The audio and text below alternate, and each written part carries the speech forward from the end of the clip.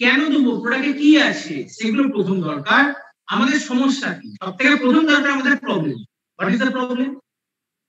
আজকে আমরা যে ছত্রাকনাশক ব্যবহার করি, ঠিক আছে, ছত্রাকনাশক দিই তো, কি দিই, ডাইথেন দিই, সাফ দিই, ঠিক আছে।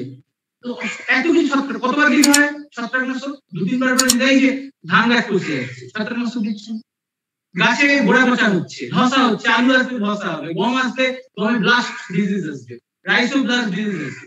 তো এগুলোর জন্য আমরা যে রাসায়নিক ছত্রাকনাশক যেটা দিই তার ডোজ কতটা বেড়েছে।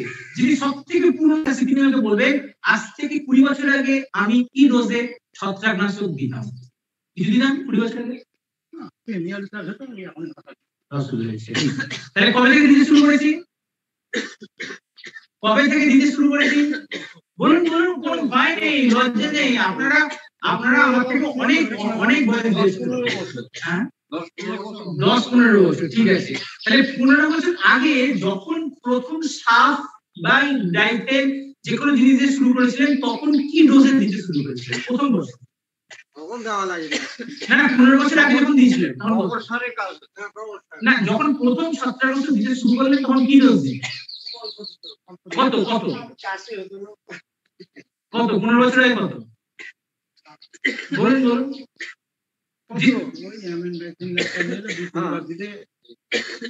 ঠিক আছে, তার 5 বছর পরে আরো ডোজ বাড়াতে হলো, আরো 2 বছর পরে আরো ডোজ বাড়া ডবল করতে হলো, আরো পরে আরো ডোজ বাড়াতে হলো, এখন আরো বাড়াতে হচ্ছে। তো কেন ভাই, কেন কেন? এবার আমি প্রশ্ন হচ্ছে যে কেন আমাদের, ধরুন আমি 2000 সালে দিতে শুরু করেছিলাম, 2000 সালে আমি দিতাম হচ্ছে 2, ট্যাঙ্কে মাত্র 2 ml মেশাতাম, 2 গ্রাম মেশালেই কাজ হতো। তারপর 2005 সালে সেটা বেড়ে হয়ে গেল 5, তারপরে বেড়ে হয়ে গেল 10, তারপরে বেড়ে হলো 15, তারপর 20, আজকে বোর্ড ছাড়িয়ে যাবে 25, 30, 35 হয়ে গেছে, তাই তো? 30 হয়ে গেছে, ঠিক আছে। এটা কেন? 2000 সালে প্রথম যখন আমি দিয়েছিলাম, আমাদের এই যে মাটি, এই মাটিতে আমাদের যে যদি ছত্রাক যদি থাকে, 100 খানা যদি ছত্রাক আমাদের মাটিতে যদি থাকে, 100 খানা ছত্রাকের পেছনে, আমি বাংলায় লিখছি আপনাদের জন্য, 98 খানা ছত্রাক হচ্ছে ভালো ছত্রাক। ভালো ছত্রাক, আবারও বলছি, ভালো ছত্রাক, উপকারী ছত্রাক, মেরে ফেলার কথা নয়, যে ছত্রাক খারাপ ছত্রাকগুলো খেয়ে নেয়। আচ্ছা আপনারা বলুন তো, 20 বছর আগে এই যে আজকে রোগগুলো হচ্ছে, সেই রোগগুলো কি ছিল না? ছিল। আজকেও যে পরিমাণে রোগ আছে, 20 বছর আগেও কিন্তু সেই একই পরিমাণে রোগ ছিল, বাট সেই রোগগুলো প্রকাশ পেত না। কেন পেত না?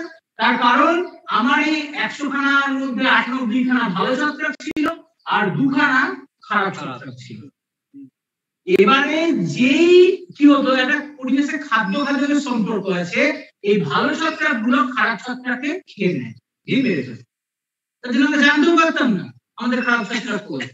এবারে যেই আমি 2 ডোজ দিলাম, এটা কি ছত্রাকনাশক, মানে কি সবাইকে মেরে ফেলবে? সে 2 খানাকেও মারলো, কিন্তু 2 খানা মারার সঙ্গে সঙ্গে 98 খানা ভালো করে মেরে ফেলবে, ভালো ছত্রাক তো মেরে ফেলবে, ভালো ছত্রাক আর নেই। পরের সিজনে কি হবে, যেহেতু ভালো ছত্রাক নেই তাই খারাপ ছত্রাকে খাওয়ার মতো আর কেউ নেই, তাই পরের সিজনে আরো বেশি করে খারাপ ছত্রাক আসবে কি আসবে না? হ্যাঁ কি না? আর বেশি করে খারাপ ছত্রাক আসবে, এবং যেটা এলো সেটাকে মারার জন্য আর কেউ নেই। তাহলে আমাদের কি করতে হবে, ডোজটাকে আবার বাড়াতে হবে, ঠিক আছে। এবং তার সাথে সাথে আগের বার আমি যে ছত্রাকনাশক দিয়ে ছত্রাককে মেরেছিলাম, যে ছত্রাকগুলো মরার পরেও 1-2 খানা বেঁচে থাকবে, মাটির ফাঁকে গাছের ফাঁকে লুকিয়ে থাকবে, তারা ওই 2 ml ডোজটাকে পেয়েও বেঁচে গেল। তার মানে কি হলো, ওই যে ছত্রাকটা সেই 2 ml ডোজের প্রতিরোধী, রেজিস্ট্যান্স পাওয়ার বলে। পরের সিজনে যে ছত্রাকগুলো আসবে সেগুলো কে আসবে, যে 1-2 বেঁচে গেল তার ছেলেপুলে, তার বংশধর, ঠিক তো? তাহলে পরের সিজনে যারা বাড়লো তাদেরকে 2 দিয়ে আর কি ঠেকানো যাবে? 2 দিয়ে ঠেকানো যাবে না, কারণ রেজিস্ট্যান্স হয়ে গেছে। যেমন ঘরের মশা, আগে গোল বলে বলে হয় না, লিকুইডে, আর লিকুইডেও হয় না, কারণ ধূপকাঠি লেগে, ধূপকাঠিতেও হবে না, আরো কিছু বাড়াতে হবে। তো এইভাবে খুব ইজি ভাবে ভাবুন। তো এইভাবে আমরা কিন্তু আস্তে আস্তে কিন্তু ডোজকে বাড়িয়ে চলেছি, 5 হলো, 10 হলো, 15 হলো, 30 হয়ে গেছে। তাহলে আর কতদিন এই খরচাটাকে বাড়াবে? আপনাদের তো আগে চাষ করে যে লাভ হতো, আজকে চাষ করে সেই লাভ হয় না, চাষিরা বলে আমার চাষবাস ছেড়ে দেবো। আপনারা কেউ চাইছেন না যে আমাদের ছেলে মেয়ে চাষ করুক, ছেলেগুলো কেউ চাষ করতে চাইছেন না কেন? আপনারা নিজে জানেন যে চাষ করে লাভ নেই, কি হবে চাষ করে? তার কারণটা কি? তার কারণটা হচ্ছে খরচা বেড়ে গেছে। সেই জায়গাটাতে আমি বলছি আপনাদের রাসায়নিক ছত্রাকনাশক ব্যবহার করতে লাগবে না। আজকে আমাদের যে গোড়া পচে যাচ্ছে, ধসা হচ্ছে, তার উৎসস্থল কোথায়? মাটি। যে ছত্রাকগুলো সেগুলো কিন্তু মাটিতে থাকে, মাটি থেকে বংশ বিস্তার করে, তাই তো? তাহলে প্রথমে মাটিকে শোধন করতে হবে। তাহলে এখন আমাদের কি কর্তব্য? এখন আমরা 30 ডোজ বাড়িয়ে দিয়েছি, এরপর আরো ডোজ বাড়াবো, এরপরে সিজনে আরো ডোজ বাড়াতে হবে। আমাদের কাছে আরেকটা উপায় আছে। কি উপায়? কেউ বলতে পারবে? এনিওয়ান? আমি এই ঘটনাটা বললাম, এখান থেকে কি উপায় বলতে পারবে? আর কোন ভালো উপায় আছে? ডোজ না বাড়িয়ে ডোজ বন্ধ করে দেবো, আর কি ভালো উপায় আছে? আর কেউ? আপনি? ভালো বাড়াতে হবে। ঠিক মন্ত্রী বলছেন তো? তাহলে এই যে ভালো ছত্রাকটাকে যদি মাটিতে ছেড়ে যদি দিই, তাহলে আমার ডোজ পুরোপুরি বন্ধ করে দিল। এটা আর কিছুই নয়, এটা হলো সেই ভালো ছত্রাক। ঠিক আছে? আমার মাস্টার ডিগ্রিতে যে রিসার্চ পেপার ছিল, থিসিস ছিল, সেখানে আমি এই প্রোডাক্টটা নিয়ে কাজ করেছিলাম। এবং এই প্রোডাক্টটা বায়োফাঞ্জিসাইড, জৈব জিনিস, এটা কিছুই না, এটা কোনো ওষুধ নয়, এটা হলো কি ছত্রাক। এটা ওষুধ হবে না, এটা হলো ছত্রাক, এটা ভালো ছত্রাক। এটাকে মাটিতে ছেড়ে দিন, একটা দুটো সিজন পর এর মধ্যে একটা স্কুপ আছে, চামচ আছে, মাপ আমি বলে দেবো। তো এইভাবে কিন্তু কাজটা করতে হবে। এটাকে আপনি প্রথম আপনাদের কর্তব্য হবে এটাকে মাটিতে মেশাতে, কারণ রোগের উৎপত্তি মাটি থেকে হয়। বারে বারে বলছি, আমি আসার পরে এই এগ্রি প্রোটেকে অসাধারণ কাজ হচ্ছে যারা মাটিতে মেশাচ্ছে। এগ্রি হিউমিক দানা চাষের শুরুতে যখন মেশাচ্ছে, বিঘা পিছু 2 থেকে 2.5 কেজি, তার সঙ্গে প্রোটেক 200 গ্রাম দেবেন।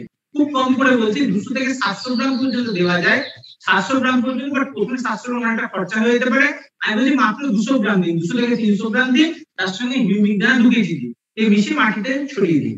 চাষ করার পর মাটিতে ছড়িয়ে দিন, তারপর বৃষ্টি লাগবে। তারপরে কি হবে? আর রোগ আসবে না। আমি কিছু জায়গাতে চ্যালেঞ্জ দিয়েছিলাম, দক্ষিণবঙ্গের দিকে যারা বাদাম চাষ করে, বাদামে টিক্কা ডিজিজ হয়, আপনাদের গমে কিছু ডিজিজ হয়, ঠিক আছে? তারপরে এখন গম চাষ এই বর্ডার এরিয়ায় বারণ করছে, বাংলাদেশ থেকে একটা রোগ আসছে, তো সেই জন্য বর্ডার এরিয়ায় গম চাষের একটা নিষেধাজ্ঞা আছে। তো আমি এটুকু বলবো, মাটিতে আমরা এগ্রি প্রোটেক এই সামনের সিজন থেকে শুরু করব, যার জন্য আমরা কিন্তু আর আমাদের রাসায়নিক ছত্রাকনাশক দিতে লাগবে না। পরিষ্কার? তারপরে আমরা এগ্রি প্রোটেককে স্প্রে করতে পারি, গাছ যখন বড় হয়ে গেছে। এখন যাদের ধান গাছ মরে যাচ্ছে, ধসা রোগ হচ্ছে, এখন যান 20 গ্রাম এগ্রি প্রোটেক 15 লিটার জলে 20 গ্রাম এগ্রি প্রোটেক দিয়ে স্প্রে করুন, কাজ দিয়ে যাবে। এগ্রি প্রোটেক শুধু স্প্রে করবেন, এগ্রি একটু মেশাবেন। সরষে গমের ক্ষেত্রে শুরুতে আমরা এগ্রি প্রোটেক যেভাবে বললাম, বিঘা পিছু 2 কেজি হিউমিক দানা, 2 থেকে 1 কেজি হিউমিক দানা, তার সঙ্গে 200 থেকে 300 গ্রাম প্রোটেক, এটা মিশিয়ে মাটিতে ছড়াবেন। পরবর্তীকালে গাছ যখন 30 দিন যখন বয়স হয়ে যাবে, তখন একবার এগ্রি প্রোটেক স্প্রে করবেন 15 থেকে 20 গ্রাম, তার পরবর্তীকালে আরেকবার 20-30 দিন পরে আরেকবার স্প্রে করতে পারেন দরকার। ঠিক আছে? এইভাবে হচ্ছে এগ্রি প্রোটেক স্প্রে আমরা করব। পরিষ্কার?